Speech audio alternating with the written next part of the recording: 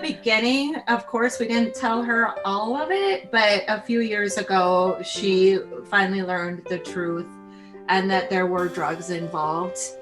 It was just a really sad day in your life. Lana Olshove is among the more than 1 million grandparents raising a grandchild due to the drug epidemic. That grandchild is Maddie, who came to live with her 5 years ago when she was in kindergarten. Lana's son is in prison for meth, and Maddie's mother, who also suffered from substance use disorder, was murdered by another man when she was 4. Maddie knows being raised by a grandparent is different than what other kids experience. They're all like, Mom, Dad, can we have this or that for supper? And I usually just say, Nana, Lana, what should we have for supper? And it's just sad not to say Mom or Dad. Lana and Maddie are speaking out because they want people to know how addiction affects so many others in a family. And Maddie is very passionate about telling her story to educate other kids on the perils of drug use. Well, I am so excited to welcome Lana and Maddie to the show. This is going to be a very unique episode of Grieving Out Loud because this is the first time we've talked to a grandparent really raising a grandchild. Well, I guess we've talked to one other grandparent who's raising a couple of her grandchildren, but we didn't hear from the grandchildren. So today we're going to hear from Lana and Maddie, and Lana is the grandma and Maddie is the granddaughter. And unfortunately, Maddie also lost her mom at a very young age. And we're going to kind of get into the whole story, but I just want to welcome you both to the podcast. Hi, thank you, Angela. Thank you. Thanks for being here. And Maddie, you are 10 years old going into 5th grade. Is that right? Correct. Correct. And Lana, tell me a little bit about Maddie and when she came to live with you. What happened? So this all started really when you were a baby. Maddie was born in 2011, and my son is her father. He, along with her mom, Jenny, had a history of drug use, but they had a few years of sobriety when they had Maddie. And so when Maddie, when you were about 1.5 years old, we started noticing some problems, fighting. Eric and Jenny were fighting, and then things were getting a little out of control. And we found out eventually that they were both using drugs again. And Maddie's very lucky. She's got 3 sets of grandparents. Jenny's mom is maternal grandmother, and I'm paternal grandmother. And then she also has a paternal grandfather and step grandmother. So we all basically started taking care of Maddie at a very young age. I would say about starting around 2.5 years old. We would take her when things were getting rough. We knew things were getting kind of dicey and they were using drugs. We're not sure what we didn't realize it was methamphetamines, but they were using drugs and doing a lot of fighting. And I would say I should have my dates prepared for this, but Eric and Jenny ended up breaking up. They broke up because it was so bad. And Jenny married another guy, and his name was Garrett. And she was lost for a couple of years. Your mom was not around a lot. She was with Garrett, taking care of him. He was a dishonorable discharge from the United States Navy, I believe, and he had spent some time over in Iraq or Afghanistan. And he had some mental health issues, but we found out later he was also very much addicted to methamphetamine as well. So now we have biological mom and biological dad using methamphetamine, and now there's a new guy in the picture that's also using. I got legal guardianship in 2015. So you would have been 4 years old in 2015. Because we couldn't find Jenny. She was gone. She was with this Garrett gentleman, and we didn't know where they were. Turns out, go ahead.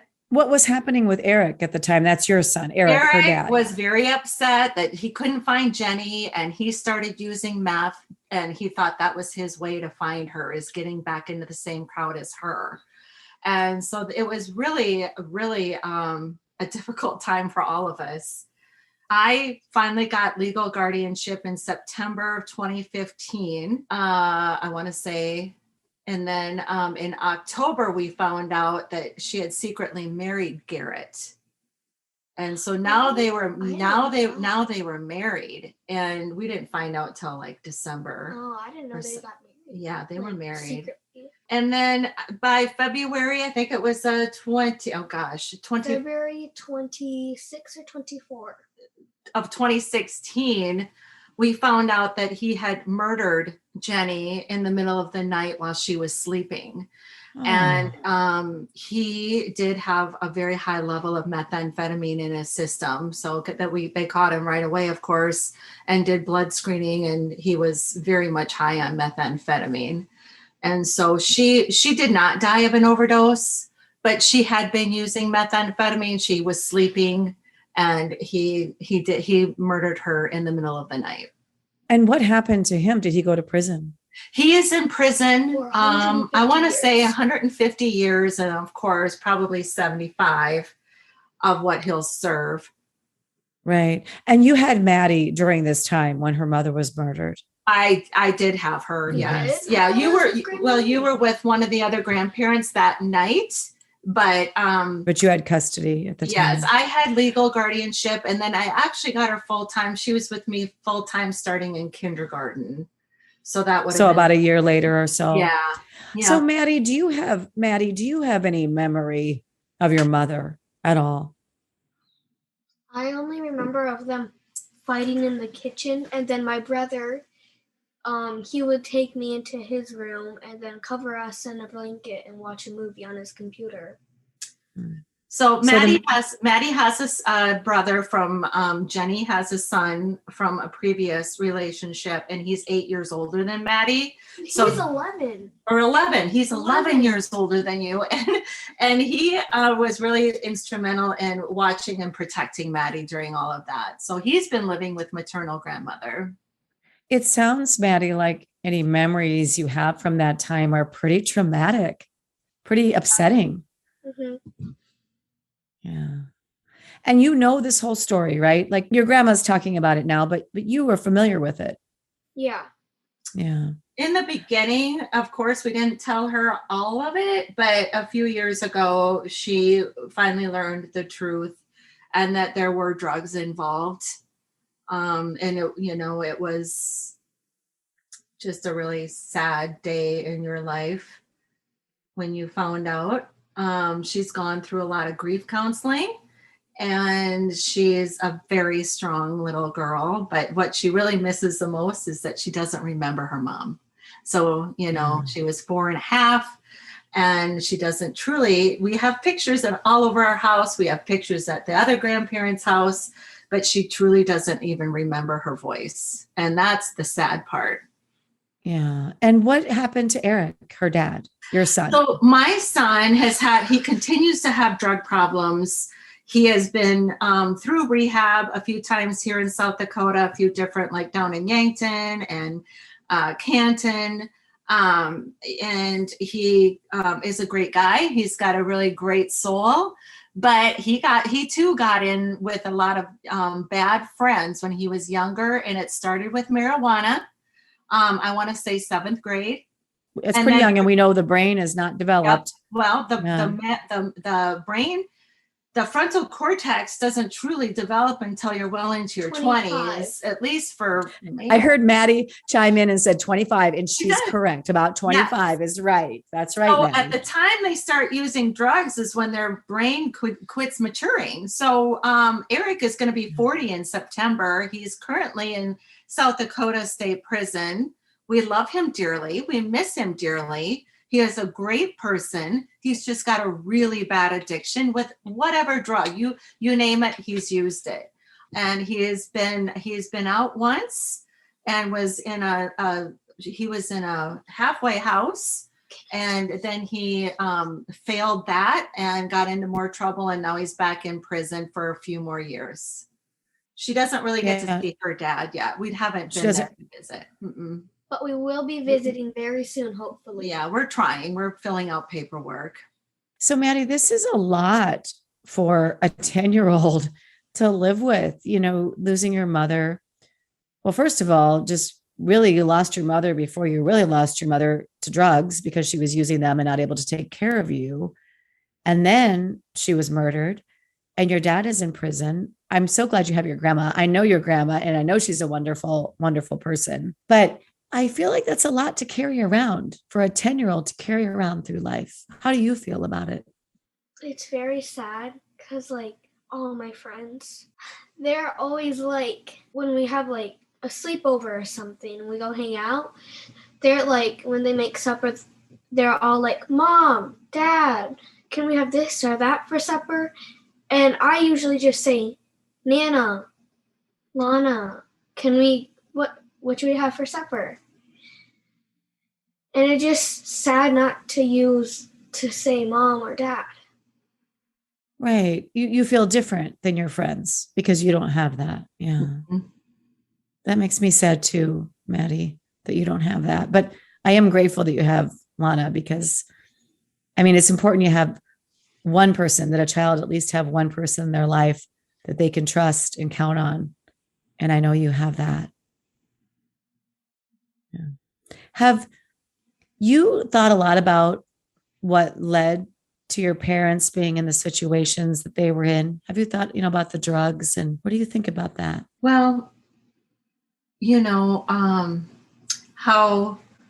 how they got started and then how it finally comes to affect you as their child. And now using that in your own life, because we've talked about when she starts having sleepovers, somebody might say, hey, let's drink this mouthwash. What are you going to say to that, Maddie? I brought my own. No, thank you. Yeah. Yeah. And we have to start talking about reality. She's going into 5th grade and somebody might approach her in a very short amount of time. Right. And you have to talk about the genetic predisposition. I just learned that addiction is 30 to 60% genetic, just like asthma is. Wow. Same, and I thought that was fascinating. And I talk a lot to my kids about their genetic predisposition. Mm-hmm. And I just think that you have to be really careful when you are 21 even and you take a drink. You have to really think about how that substance affects you. Mm-hmm. I might be a little I don't know if she likes this, but I even worry about too much sugar. Oh my goodness. I won't let her have a lot of sugar in the house because those are the same brain cells that trigger, right? You're right. It's the same. You know what? Sugar lights up in the brain, the same areas as cocaine. So that's an illegal drug, cocaine. And I'm saying that for Maddie's benefit. So in case you didn't know, but yes, your grandma is right that your Nana is right that sugar does stimulate the same areas of the brain. And you know what? It's kind of funny because Emily was a huge sugar addict. She could not live without sugar and would just be bouncing off the walls after sugar. And it's interesting to me, all these connections, You might be predisposed to addiction. A fun fact about me, when I have sugar, I don't go crazy. I actually get tired when I have sugar. Okay. That's probably that quick high and then that really steep fall probably that we all get. Yeah. So when you think about this, Maddie, and you think about what happened to your parents and you think about where drugs, led them, do you feel like you are going to make different choices maybe in your life than they did? How do you think about that? For sure I'll make different choices than they did. I don't want to end up like them. Because what happens? One is dead and one is in prison. That's pretty much your choices if you start to use drugs, right? Yeah. When I asked her if she felt comfortable doing this interview with you, Angela, what was your response? Yes, of course. I want to let people know why not to take drugs because because if you have kids, you can end up like me sometimes. Right. And then they have to live with their grandparents, right? Mm-hmm. Or like their aunt and uncle. And Maddie, I know that you feel sort of isolated or alone in the fact that a lot of your friends have a mom and a dad or both, at home, and you don't have that. But the truth is, nationwide, more and more grandparents are raising their kids because of addiction and because of overdose deaths. I mean, they're just skyrocketing unbelievably. And so, Lana, you got to realize you're not alone in raising a grandchild. No, I have a feeling. I kind of knew that this was going to be a kind of like an epidemic or pandemic, whatever you want to call it, that Yeah. with drug use being on the rise, more and more grandparents will be raising their grandchildren. What are the challenges in that? I mean, I think some of it might be, I think it could be, I mean, I can tell you and Maddie have such an awesome relationship, and there's probably so many rewards, to raising her. But Yeah. there's also challenges. You already raised kids, right? And so Right. Like, I'm 58 years old. I'm not going to lie. I had no idea I'd be raising a child at this time in my life.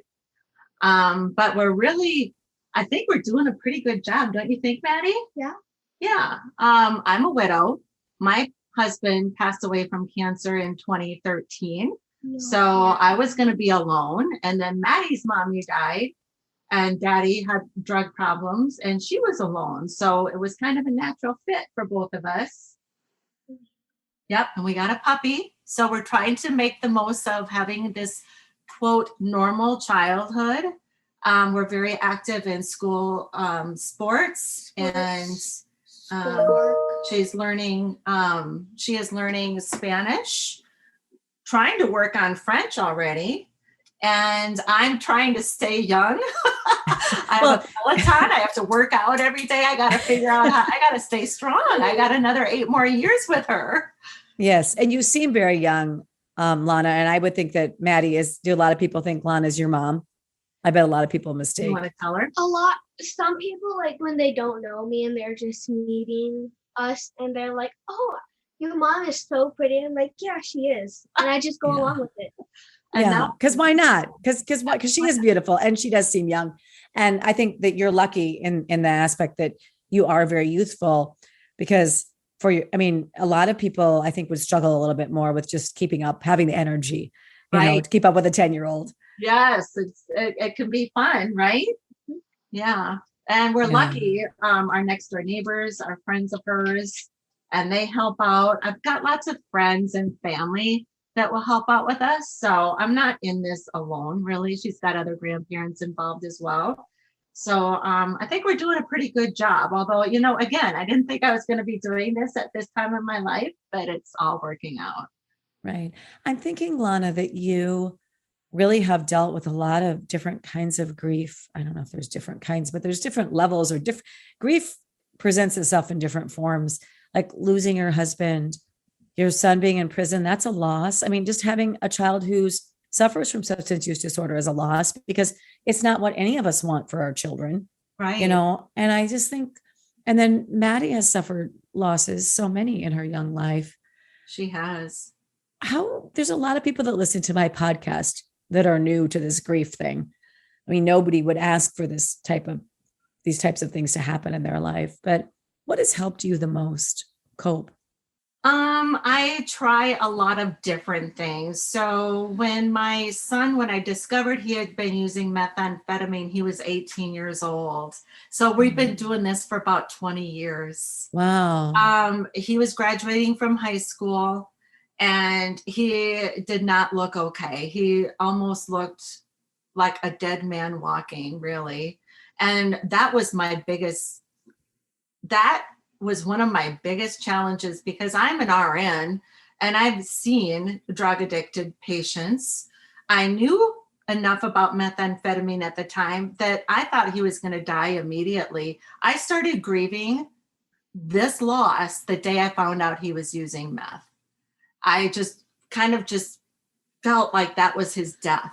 And I mean, I'm so happy he's still alive, but it's been a constant struggle. He's tried being sober. He's gone to some rehabs. Like I said, it ends up turning into misdemeanors and now felonies. And now he's spending time in prison. It's ongoing. Grief, as you know, is ongoing, and it never truly ends. It just changes with time. As far as my husband, that too, I knew the day they told me he had a brain tumor, it was not going to end well. I have tried a lot of different things. Really what I've learned the most is just the simple things. Exercise, get outside into the sunlight, be with friends and family, your loved ones, talking about it. I mean, I've tried, I think I only went to a couple of grief counseling. It just wasn't for me. But Maddie sure has been to a nice gal, right? Through Catholic Family Services, Mary Weber, she's a grief counselor and she's been fabulous. In fact, she told Maddie that you're doing so well. I think we'll just meet now as needed. She said, you'll probably need some grief counseling when you're a teenager. And then again, when you're in your 20s, it's always going to change. But right now she's doing so well. She doesn't need a schedule. Maddie, what did you learn from the grief counseling? What did you learn? Remember the picture you drew of your mom with the string to the sky? Oh, yes. So there was one day we learned about the invisible string. So it was about all your loved ones are connected to the invisible string. The invisible string connects love. So like right now we have an invisible string because we both love each other. So it just goes like love and then love and then love and then love. It just comes back and forth. And the analogy with your mother is in heaven. So you have an invisible string that goes all the way to heaven, right? I love that. That is very cool. I think of the analogy, I think of Lana is the golden umbilical cord that you kind of have this with your having lost a child, and I think Maddie probably has that with her mom. Same concept. Yeah. That's really cool. Yeah. And I think also, Lana, that Maddie gives you purpose, right? So you've had a lot of loss, but she does. You can't just wallow in self-pity. You got to take care of her. Can you imagine how lonely life would be without you? Oh, wow. Yeah. You probably wouldn't even have Louie. Our dog. The dog. Yeah. The dog. Right. This is all my idea. Yeah. I this might be my dream. I don't know if it's Maddie's, but she has such a wonderful soul and she's got so much strength that I really do think that I should become a counselor. You should become a counselor. You could be whatever you want, but I really would love for you to go around and talk to other kids in the school system about your story and why, maybe it's older kids. I don't know. So they don't make the same mistakes as her parents did. Mm-hmm. We just want us, if we could save one person, wouldn't that be nice from using drugs? Even just one person. Yeah, that's what I always think in my efforts with Emily's Hope. If just one person's life is impacted, if one person makes a different choice, if one person finds recovery, then it's all worth it, right? Because you think about that ripple effect, you can see that in your family. You can see that with Jenny and Eric, that ripple effect of the people around, the people who either are suffering from substance use disorder or who die. Right. It affects more than just those people. Exactly. It affects all of us. And I wish that we would all look at it as something that affects the entire society, and we'd make greater strides in doing more to prevent it and to end the problems that we see. Yeah. Maddie, if you were going to talk to kids, what would you say to them? If you were in front of a classroom of kids your age or maybe a little younger right now, what would you say? I would start with saying like why not to use it and how can it affect you? How it can affect all of your loved ones, your friends, your family, everyone. Right. Well, I'm so sorry about your mom and your dad too. And maybe someday, I always say as long as someone's still alive, there's still hope. There is. So, maybe someday you'll have a better, you'll have a relationship. I know you can't really have a relationship with someone who's in prison. It's very hard to do, especially when you're a kid. But you may have a relationship someday with him. It could happen. Mm-hmm. Yeah. And I admire both of your strength. I mean, both of you are strong women. So we are. Thank you. And I think you're probably better together. I think it's really nice. Well, God still has a purpose for us, right, Maddie? Yes, we still have things to accomplish on this world. Mm. And if it's educating others on using drugs and alcohol, then let's do it, right? Mhm. Yeah. Well, thank you. Thank you for joining me on the podcast and for sharing your story. Maddie, you are the first kid I've interviewed on the podcast. Yay! So Awesome. thank Good job, Maddie. So thank you so much for that. Thank you. Yes. Well, thank you, Angela. We really appreciate this opportunity. And if there's anything else we can do to help with this mission of yours, we're happy because we want to help you continue with Emily's legacy. I love it. I love it. Thank you. And I'm going to take you guys up on that offer. Awesome. Thank you. Good. Thank you so much. Have a great night. Thank you for joining us. Check out other episodes of the podcast and read my blog on our website, emilyshope.foundation. If you like what you're hearing, please consider giving us a positive review on Spotify, Apple Podcasts, or wherever you listen. Until next time, wishing you faith, hope, and courage.